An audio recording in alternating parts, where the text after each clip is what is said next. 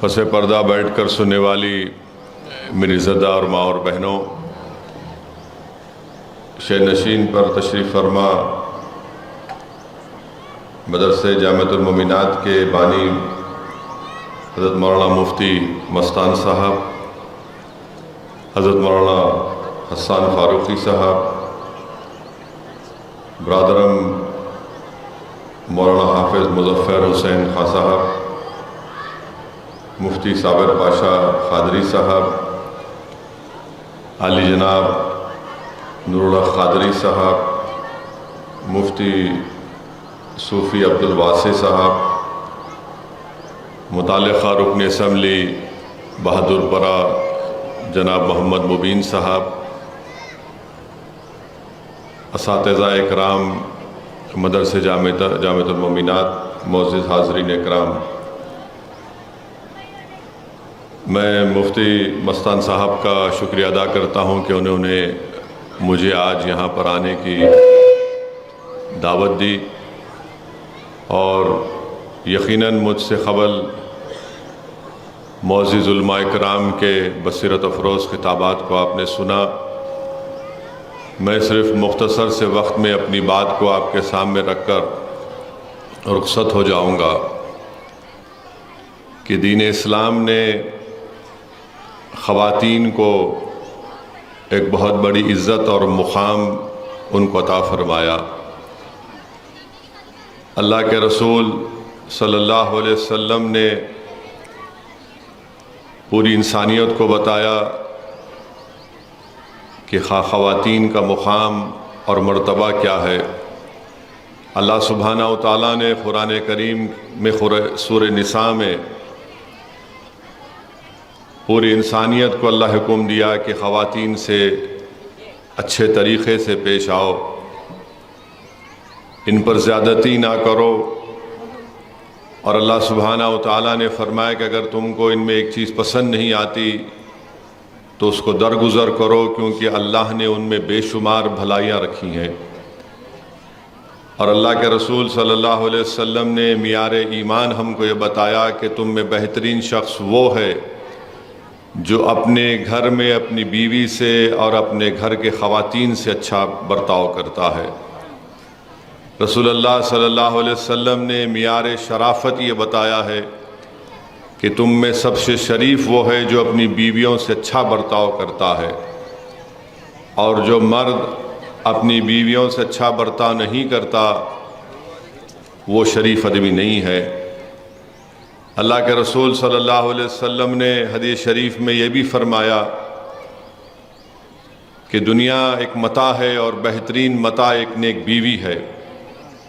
اللہ کے رسول صلی اللہ علیہ وسلم نے حدیث شریف میں صحابہ اکرام کے سامنے یہ فرمایا کہ میں تمہیں 3 چیزیں بتا رہا ہوں، اور رسول اللہ صلی اللہ علیہ وسلم نے محدثین نے حدیث شریف کو لکھا کہ اللہ کے رسول صلی اللہ علیہ وسلم نے فرمایا کہ تم میں بہترین شخص وہ ہے، یعنی بہترین بیوی وہ ہے، خاتون وہ ہے جب شوہر اس کو دیکھے تو شوہر اس کو دیکھ کر خوش ہو جائے۔ تم میں نیک خاتون وہ ہے جو اپنے شوہر کے شریعت کے مطابق جو حکم ہے اس کی تعمیل کرے، حکم کو بجا لائے، اور شوہر کی غیر موجودگی میں وہ اپنی اور اپنے گھر کی عزت کی حفاظت کرے۔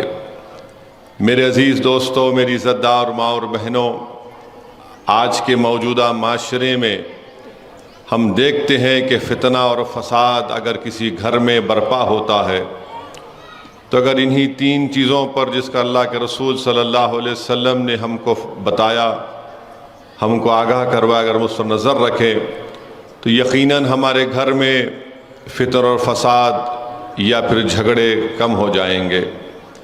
عزیزان ملت، معزز علماء کرام اور میری عزتدار اور ماں اور بہنوں، دین اسلام میں خواتین کو جو مقام حاصل ہے، علماء کرام نے لکھا کہ اللہ کے رسول صلی اللہ علیہ وسلم نے سب سے پہلے اگر قرآن کی آیات کسی کو پڑھ کر سنائی تو وہ خاتون تھی، ان کا نام حضرت خدیجہ الکبریٰ رضی اللہ تعالیٰ عنہ تھا۔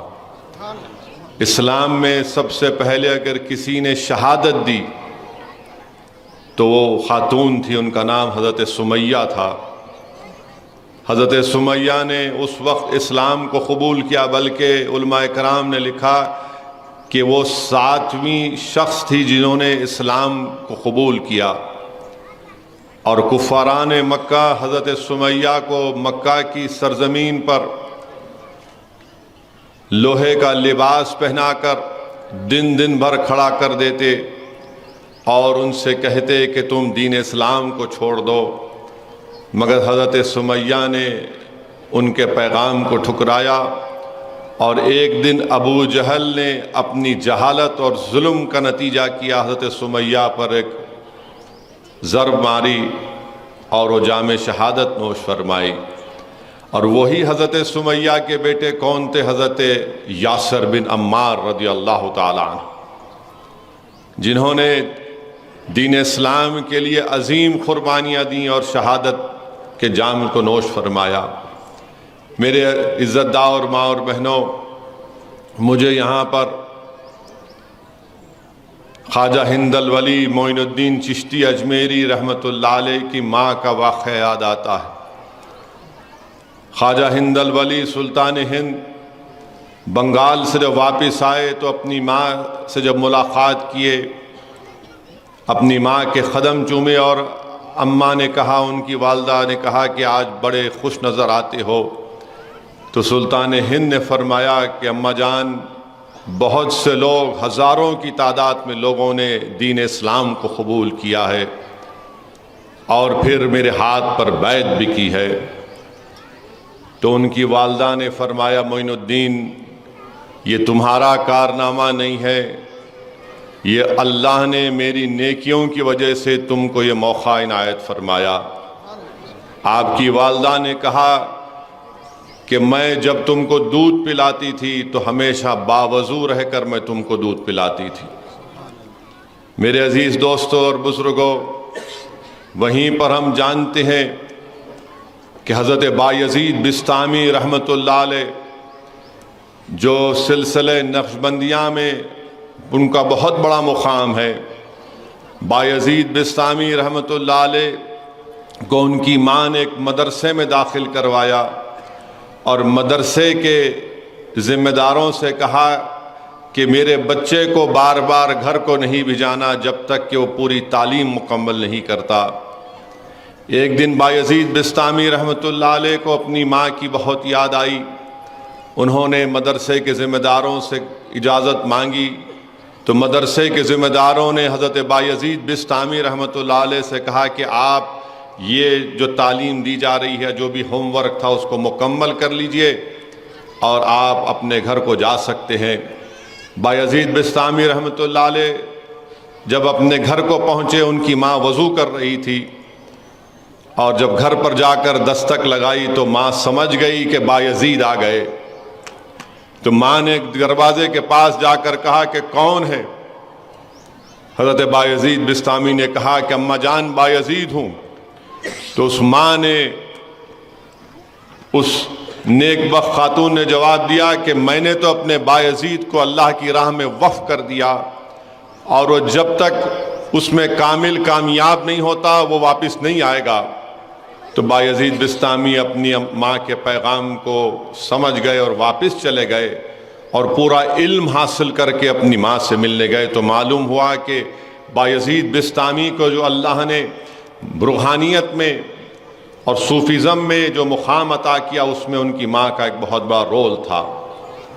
وہیں پر ہم دیکھتے ہیں خواجہ قطب الدین بختیار کاکی رحمۃ اللہ علیہ، واقعات میں آیا، علماء کرام نے یہ لکھا کہ قطب الدین بختیار کاکی جب بچپنے میں تھے تو ان کی ماں ان کے دل میں اللہ کی محبت کو پیدا کرنے کے لیے، اللہ پر توکل پیدا کرنے کے لیے ان سے کہتی کہ بیٹا چلو آج ہم دعا کرتے ہیں، نماز پڑھتے ہیں کہ اللہ ہم کو کھانا دے دے، رزق دے دے۔ ماں پہلے سے کھانا بنا کر، روٹی بنا کر ایک کمرے میں رکھ دیتی تھی۔ تو قطب الدین بختیار کاکی اپنے بچپنے میں معصومیت میں اللہ سے دعا کرتے کہ یا اللہ تو رزاق ہے، آج تو ہم کو کھانا کھلا دے۔ اور پھر جب نماز دعا ہو جاتی تو ماں کہتی کہ بیٹا کمرے میں دیکھو کہیں نہ کہیں اللہ ہمارے لیے رزق دیا ہوگا، تو خطبالدین بختیار کاکی کو اپنی ماں کی پکائی ہوئی روٹی مل جاتی۔ ایک دن ایسا آیا کہ ماں کہیں باہر ہے اور خطبالدین بختیار کاکی اپنے گھر کو تشریف لاتے ہیں، اور ماں کو فکر ہو جاتی کہ میں نے کھانا روٹی نہیں بنائی۔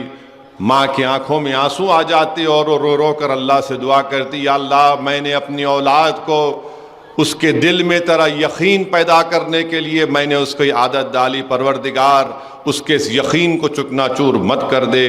وہ ماں دوڑتے ہوئے آتی ہے تو کیا دیکھتی ہے کہ خطبالدین بختیار کاکی رحمۃ اللہ علیہ آرام فرما رہے ہیں۔ ماں ان کو اٹھاتی ہے اور کہتی ہے بیٹا چلو روٹی کھا لو، دعا کرتے ہیں۔ تو بیٹے نے کہا کہ اماں جان آپ نہیں تھے، میں نے دعا کی، نماز پڑھی اللہ سے، اور میں نے کمرے میں دیکھا تو مجھے روٹی مل گئی۔ تو میرے عزیز دوستوں اور بزرگوں، یہ ان ماؤں کا رول تھا، ان کی تربیت تھی، جن کو بایزید بسطامی بنا دیا، جن کو اللہ نے سلطان ہند بنا دیا، جن کو اللہ نے نظام الدین اولیاء بنا دیا۔ نظام الدین اولیاء کا تو مشہور واقعہ آپ نے سنا ہوگا، محبوب الہی کا، کہ وہ اپنی ماں ایسا ہو رہی، میں آپ کے سامنے نظام الدین اولیاء رحمۃ اللہ علیہ کا واقعہ ذکر کر رہا تھا۔ آپ کی ماں کا، والد کا انتقال ہو گیا تھا، ماں نے محبوب الہی کی تربیت کی، اور نظام الدین اولیاء رحمۃ اللہ علیہ لکھتے ہیں کہ بعض وقت ہمارے گھر میں ایسا بھی وقت آ جاتا کہ کھانے کے لیے ایک دانہ بھی نہیں رہتا، تو ان کی ماں نے ان کی اس طرح سے تربیت کی کہ ماں کہتی کہ نظام آؤ، آج ہم اللہ کے مہمان ہیں، آج ہم اللہ کے مہمان ہیں، ہم اللہ سے دعا کرتے ہیں۔ اور محبوب الہی لکھتے ہیں کہ کوئی نہ کوئی ہمارے گھر کو کھانے کا سامان لا کر دے دیتا۔ اور نظام الدین اولیاء کی عادت تھی کہ جب ہر مہینہ نیا چاند دیکھتے تو اپنی ماں کے آ کر پیر پڑتے، ماں کے ہاتھ کو چومتے۔ اور ایک وقت ایسا آیا کہ محبوب الہی کی ماں کے پاس جب وہ نیا چاند دیکھ کر آئے تو ماں نے کہا نظام اب آئندہ مہینے جب تم نیا چاند دیکھو گے تو کس کا ہاتھ چومو گے؟ محبوب الہی سمجھ گئے کہ ماں کا اس دنیا سے رخصت ہونے کا وقت آ گیا۔ محبوب الہی نے پوچھا کہ اماں جان پھر میں کس کے پاس جاؤں گا، میں کس کے ہاتھ چوموں گا؟ تو ماں نے کہا کہ نظام میں تم کو بتاؤں گی۔ رات میں تہجد کے وقت ماں نے محبوب الہی کو بلایا اور کہا کہ تم نے مجھ سے سوال کیا تھا نا کہ میرے اس دنیا سے جانے کے بعد میں تم کو کس کو سپرد کروں گی؟ اس نیک بخت ماں نے محبوب الہی سے کہا کہ اپنا دایاں ہاتھ میرے ہاتھ میں دو، اور پھر محبوب الہی کے دائیں ہاتھ کو اپنے ہاتھ میں لے کر آپ کی ماں نے کہا یا اللہ میں نظام کو تیرے سپرد کر رہی ہوں۔ میرے عزیز دوستوں اور بزرگوں، ماؤں کا بہت بڑا رول ہوتا ہے اولاد کی تربیت میں، اور ہم اسی لیے بہت ضروری ہے کہ مائیں اپنی اولاد کی صحیح تربیت کریں، اللہ سے محبت اور رسول اللہ صلی اللہ علیہ وسلم سے محبت، اہل بیت سے محبت ان کے دلوں میں ڈالے، اور قرآن اور سنت کا ان کو پابند بنائے۔ اسی لیے علماء کرام نے لکھا کہ بیٹی ہماری عزت ہے، بہن تو تمہاری اور ہماری ناموس ہے، بیویاں ہماری زندگی کی ساتھی ہیں، مائیں ہمارے تمہاروں کے قدموں میں جنت کہا گیا۔ میرے عزیز دوستوں اور بزرگوں، میں آپ سے یہ کہنا چاہوں گا کہ ہم اپنی بیویوں سے اچھا سلوک کریں، اور یاد رکھیے میں تو مرد حضرات سے کئی مرتبہ کہہ چکا ہوں، بہت سے لوگ مجھ سے تھوڑا ناراض بھی ہوئے، قرآن میں سنت میں کہیں پر بھی یہ نہیں لکھا ہے کہ بیوی آپ کے کپڑے دھونا۔ علماء کرام بیٹھے ہیں، مفتی صاحب ہیں، حسان فاروقی صاحب ہیں، کہیں پر یہی نہیں لکھا گیا کہ بیوی آپ کے کپڑے دھونا، کہیں پر بھی یہی لکھا گیا کہ آپ کو کھانا پکا کے کھلانا، کہیں پر بھی آپ یہی نہیں لکھا گیا کہ آپ آئے تو آپ کے سر کو دبانا، نہیں لکھا گیا کہیں پر بھی۔ کھانا پکانا، کپڑے دھونا، گھر کو جھاڑو دینا نہیں لکھا گیا ہے، بلکہ دین اسلام میں لکھا گیا ہے کہ اس کی آمدنی میں، بیوی کی آمدنی میں شوہر کا حق نہیں ہے، شوہر کی آمدنی میں بیوی کا حق ہے، گھر چلانا ہے۔ اور بلکہ اللہ کے رسول صلی اللہ علیہ وسلم کی حدیث شریف میں خود سنا ہوں اور پڑھا ہوں، اگر شوہر گھر میں نہیں ہے اور گھر کی ضروریات کو ضروری تکمیل کرنا تو بیوی شوہر کے پیسے لے کے استعمال بھی کر سکتی ہے، اور اگر بیوی اپنے پیسے شوہر گھر میں استعمال کرتی ہے تو اس کا اجر ہے آخرت میں۔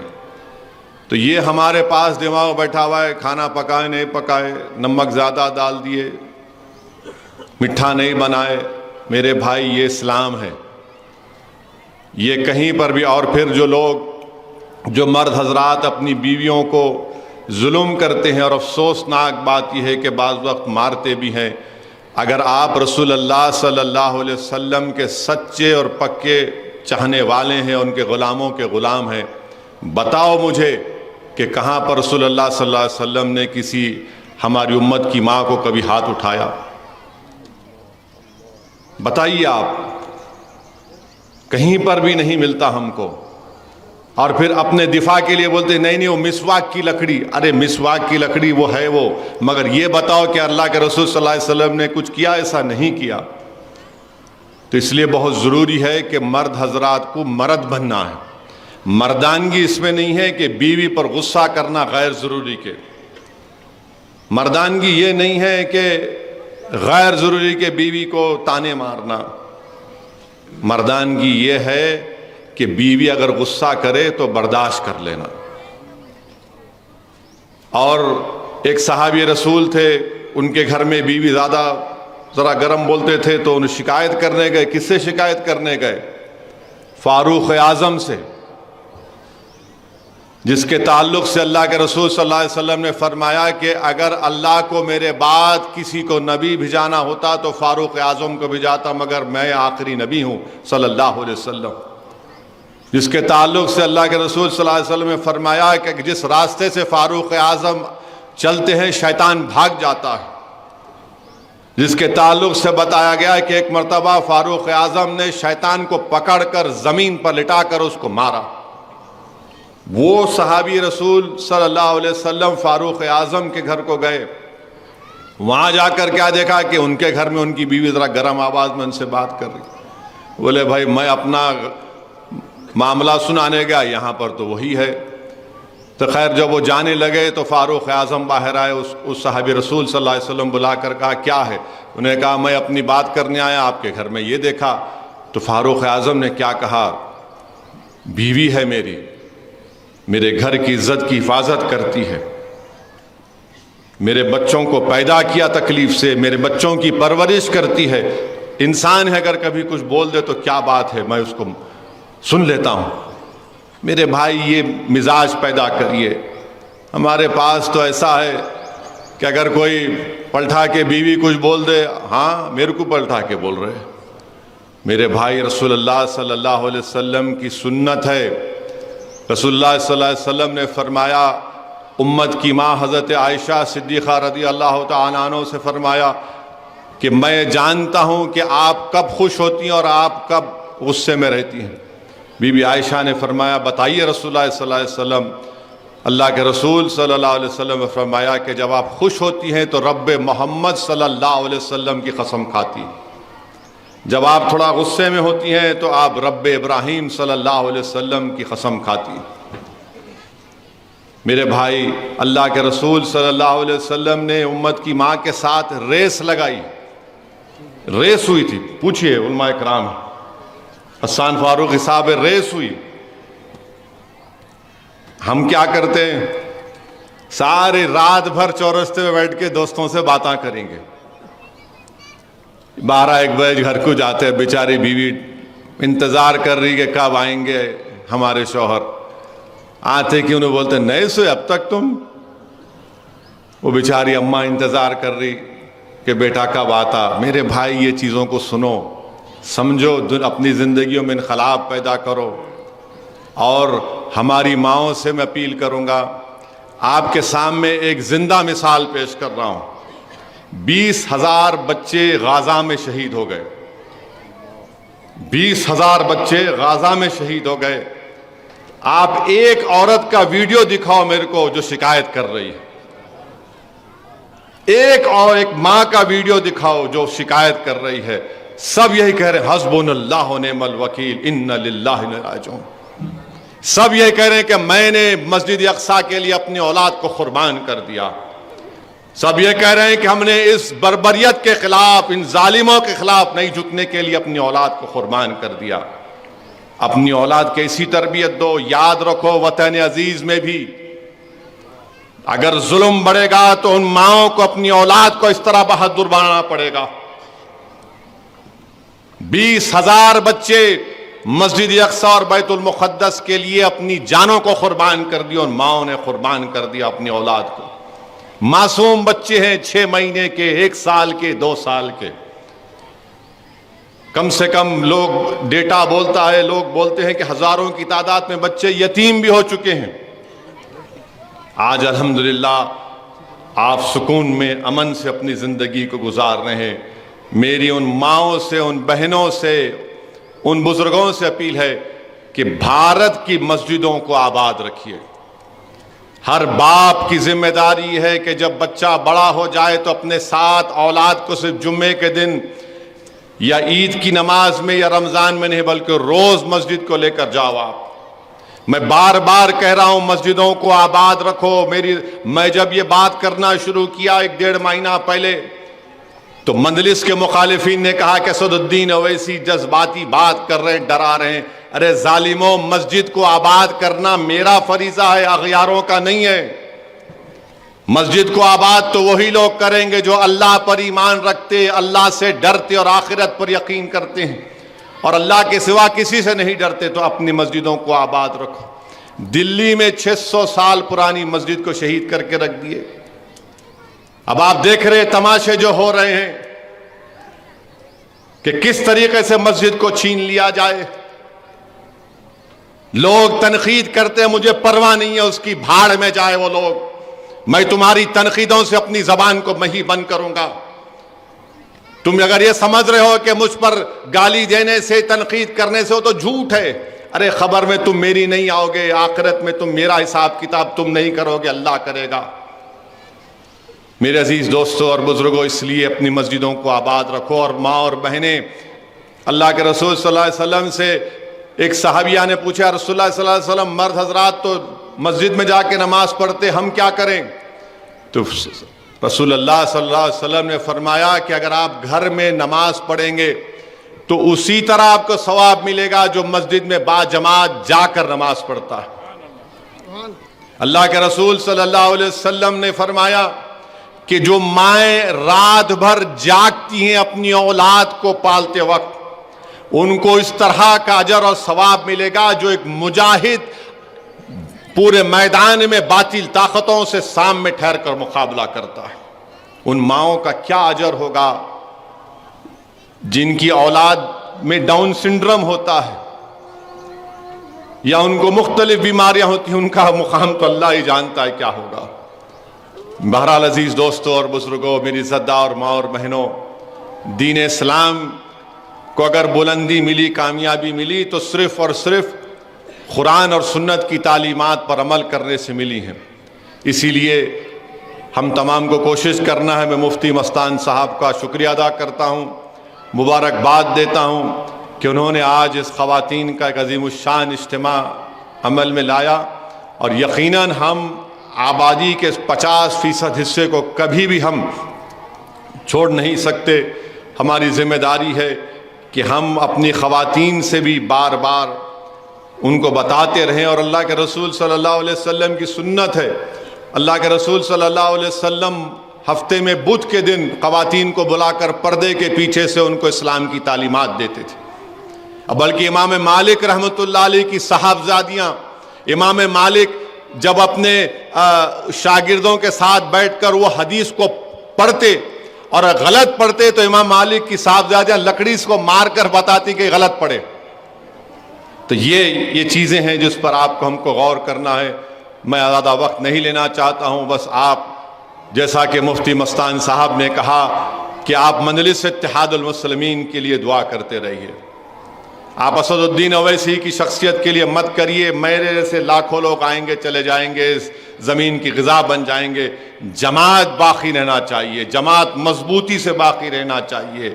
اور رسول اللہ صلی اللہ علیہ وسلم کی حدیث ہے کہ بڑی جماعت کا ساتھ دو، ان ظالموں کا، ان باطلوں کا، ان منافقین کا ساتھ مت دو جو ہمارے اتحاد کو تارا تار کرنا چاہتے ہیں، جو ہمارے اتحاد کو توڑ کر انتشار کو عام کرنا چاہتے ہیں، اس لیے کہ وہ اپنی انانیت کو اس سرزمین پر منانا چاہتے ہیں.